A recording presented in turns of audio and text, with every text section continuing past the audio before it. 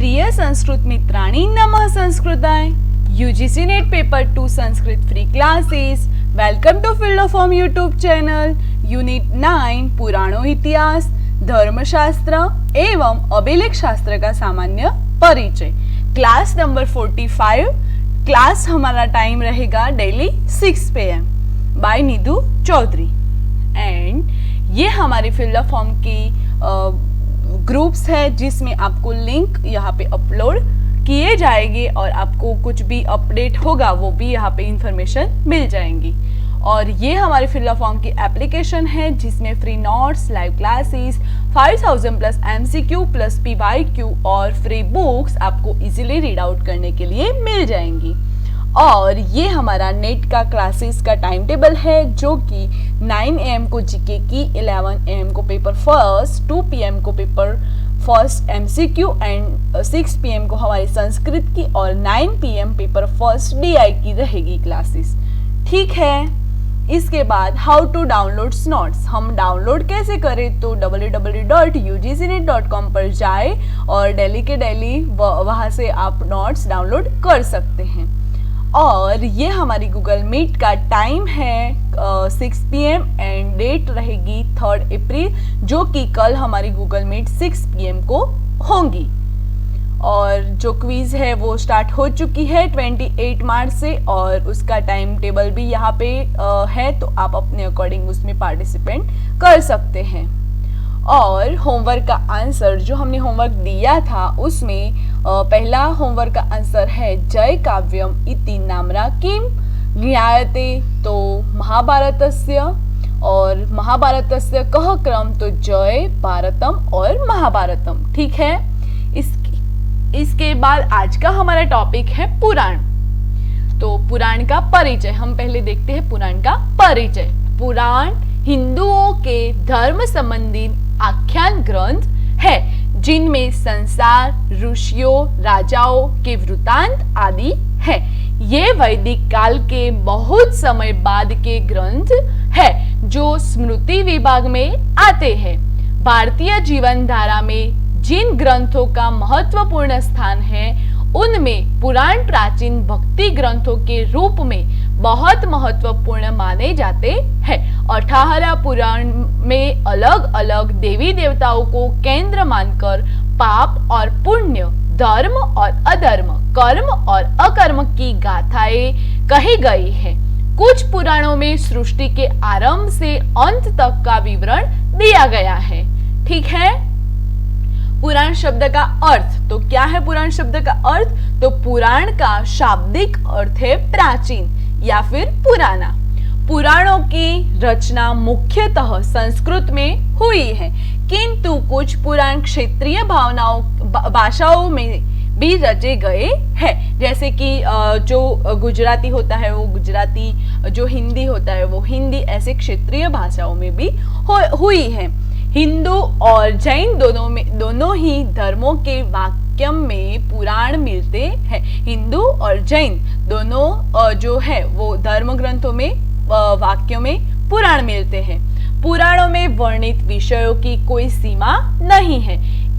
इसमें ब्राह्मण्य विद्या, देवी देवताओं, राजाओं, नायकों, ऋषि मुनियों की वंशावली, लोक कथाएं, तीर्थ यात्रा, मंदिर, चिकित्सा, खगोल शास्त्र, व्याकरण, खनिज विज्ञान, हास्य, प्रेम कथाओं के साथ साथ धर्मशास्त्र और दर्शन का भी वर्णन है. विभिन्न पुराणों की विषय वस्तु में बहुत अधिक असमानता है. इतना ही नहीं, एक ही पुराण के कई पांडुलिपियां प्राप्त हुई है जो परस्पर भिन्न भिन्न है. हिंदू पुराणों के रचनाकार अज्ञात है और ऐसा लगता है कि कई रचनाकारों के कई शताब्दियों में इनकी रचना की है. इनके विपरीत जैन पुराण है. जैन पुराणों का रचनाकाल और रचनाकारों के नाम बताए जा सकते हैं. कर्मकांड यानी वेद से, ज्ञान उपनिषद की ओर आते हुए भारतीय मानस में पुराणों के माध्यम से भक्ति की अविरल धारा प्रवाहित हुई है. विकास की इसी प्रक्रिया में बहुदेववाद और निगुण ब्रह्म की स्वरूपात्मक व्याख्या से धीरे धीरे मानस अवतारवाद या सगुण भक्ति की ओर प्रेरित हुआ। पुराणों में वैदिक काल से चले आते हुए सृष्टि आदि संबंधी विचारों, प्राचीन राजाओं और ऋषियों के परंपरागत वृत्तांतों तथा कहानियों आदि के संग्रह के साथ साथ कल्पित कथाओं की विचित्रता और रोचक वर्णनों द्वारा सांप्रदायिकता या साधारण उपदेश भी मिलता है। ठीक है, सांप्रदायिकता जो रोचक वर्णनों की जो है वो उपदेश और विचित्रता और जो कल्पित कथाओं हैं और ऋषि परंपरा, वृत्तांत, कहानियां, संग्रह, राजाओं, प्राचीन संबंधी विचारों, सृष्टि आदि संबंधी वैदिक काल पुराणों में प्रेरित हुआ है। ठीक है, ये सब यहाँ पे पुराणों में बताया गया है। पुराणों में विष्णु, वायु, मत्स्य और भागवत में ऐतिहासिक वृत्त राजाओं की वंशावली आदि के रूप में बहुत कुछ मिलते हैं। ये वंशावलियां यद्यपि बहुत संक्षिप्त है और इनमें परस्पर कहीं कहीं विरोध भी है, पर ये बड़े काम की नहीं है, बड़े काम की है।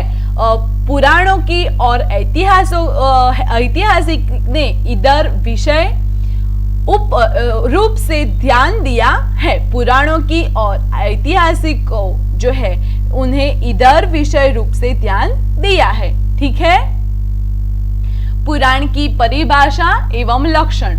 तो पुराण का शाब्दिक अर्थ है प्राचीन आख्यान या पुरानी कथा। पूरा शब्द का अर्थ है अनागत एवं अतीत, यानी जो अतीत में हो चुका है वो है पूरा। और अण जो उसका प्रत्यय लगा हुआ है तो उसका अर्थ है कहना या बताना। तो जो अतीत में जो हो चुका है उसको बताना यानी कहना, वो हो गया पुराण का अर्थ। रघुवंश में पुराण शब्द का अर्थ है पुराण, पत्रापग, मागंतरम एवं वैदिक वाक्य में प्राचीन वृत्तांत दिया गया है। सांस्कृतिक अर्थ में हिंदू संस्कृति के वे विशिष्ट धर्म ग्रंथ जिनमें सृष्टि से लेकर प्रलय तक का इतिहास वर्णन शब्दों से किया गया हो पुराण कहे जाते हैं। पुराण शब्द का उल्लेख वैदिक युग के वेद सहित आदिगम आदितम साहित्य में भी पाया जाता है, अतः ये सबसे पुरातन यानी पुराण माने जाते हैं यानी जा सकते हैं। अथर्ववेद के अनुसार रुचः सामानि छंदांसि पुराणम यजुषा सह, अर्थात पुराणों का आविर्भाव रुक, साम, यजुष और छंद के साथ ही हुआ था। शतपथ ब्राह्मण में तो पुराण वाङ्मय को वेद ही कहा गया है। छांदोग्य उपनिषद इतिहास पुराणम पंचम वेदाना वेदम ने भी पुराण को वेद कहा है। तो किसने पुराण को वेद कहा है? तो छांदोग्य उपनिषद में पुराण को पंचम वेद भी कहा गया है। बृहदारण्यक उपनिषद तथा महाभारत में कहा गया है कि इतिहास पुराणभ्या वेदार्थम उपलभ्यते, अर्थात वेद का अर्थ विस्तार जो है, वेद का अर्थ विस्तार जो पुराण के द्वारा करना चाहिए। इनसे यह स्पष्ट है कि वैदिक काल में पुराण तथा इतिहास को समान स्तर पर रखा गया है। अमरकोश आदि प्राचीन कोशों में पुराण के 5 लक्षण माने गए हैं और सृष्टि यानी सर्ग, सृष्टि, प्रतिसर्ग यानी प्रलय और पुनर्जन्म, वंश यानी देवता व ऋषि सूचियां, मनवंतर यानी 14 मनुओं के काल और वंशानुचरित यानी सूर्य चंद्र आदि वंशीय चरित। तो उसमें पुराण के 5 लक्षण भी बताए गए हैं जो कि सर्ग, प्रतिसर्ग, वंश, मनवंतर और वंशानुचरित। तो इसके बारे में हम आगे देखते हैं। सर्गस्य प्रतिसर्गस्य वंशो मन्वन्तराणि च वंशानुचरित चैव पुराण पंचलक्षणम। तो सर्ग, प्रतिसर्ग, वंश, मनवंतर और वंशानुचरित ये हो गए पुराण के 5 लक्षण। तो पहले हम देखते हैं सर्ग। पंच महाभूत, इंद्रियगण, बुद्धि आदि तत्वों की उत्पत्ति का वर्णन जो कि सर्ग में बताया गया है। ठीक है, ये आपको नोट्स करना है और ये आप एमएबीए में भी पढ़ चुके हो, तो ये आपको जो इंफॉर्मेशन है वो नोट्स करनी है और नोट्स हमें टेलीग्राम ग्रुप में सेंड करना है। ठीक है, तो सर्ग में क्या आ गया? पंच महाभूत, इंद्रियगण, बुद्धि आदि तत्वों की उत्पत्ति का वर्णन। इसके बाद है प्रतिसर्ग। तो ब्रह्मादि स्थावरांत संपूर्ण सृष्टि के लय का वर्णन। तो उसमें संपूर्ण सृष्टि का वर्णन बताया गया। ब्रह्मा से जब उत्पन्न हुआ था वही सृष्टि का वर्णन इसमें बताया गया। इसके बाद है वंश। सूर्य, चंद्रादि वंशों का वर्णन। सूर्यवंशी, चंद्रवंशी ऐसे जो वंश है उनका वर्णन वंश में आता है। उसके बाद है मनवंतर। मनु, मनुपुत्र, देव, सप्तर्षि, इंद्र और भगवान के अवतारों का वर्णन जो कि मनवंतर में आता है। ठीक है, उसके बाद है वंशानुचरित। प्रतिवंश के प्रसिद्ध पुरुषों का वर्णन।